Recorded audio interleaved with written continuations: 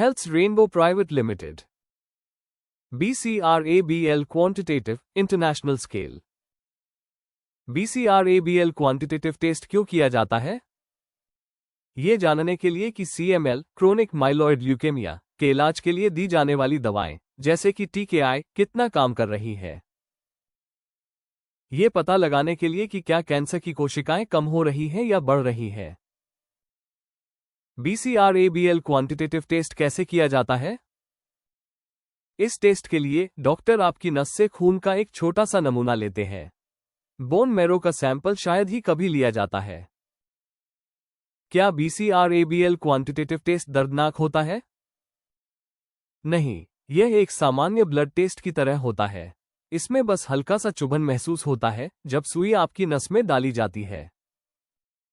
मुझे अपने टेस्ट के परिणामों को कैसे समझना चाहिए? परिणाम प्रतिशत में आते हैं। अगर यह प्रतिशत कम हो रहा है तो इसका मतलब है कि आपका इलाज काम कर रहा है। अगर यह बढ़ रहा है तो इसका मतलब है कि इलाज में बदलाव की जरूरत हो सकती है। मेजर मॉलिक्यूलर रिस्पांस MMR क्या होता है?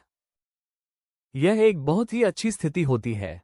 इसका मतलब है कि BCRABL जीन का स्तर बहुत कम हो गया है, आमतौर पर 0.1% से कम। यह दिखाता है कि इलाज बहुत असरदार है और कैंसर पूरी तरह से नियंत्रण में है। अगर टेस्ट में BCRABL का स्तर बढ़ता हुआ दिखता है तो इसका क्या मतलब है?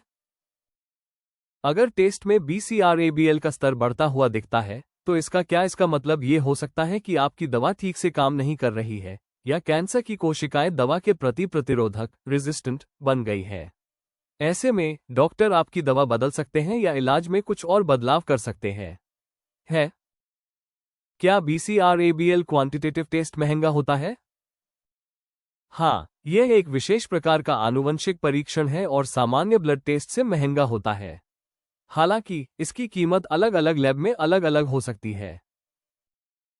क्या ये जीन BCRABL मेरे बच्चों को भी हो सकता है? नहीं, यह एक आनुवंशिक हेरेडिटरी बीमारी नहीं है। ये जीन आमतौर पर जन्म के बाद होता है और माता पिता से बच्चों में नहीं जाता। For more information visit us on www.healthsrainbow.com. Health's Rainbow Private Limited. Thank you.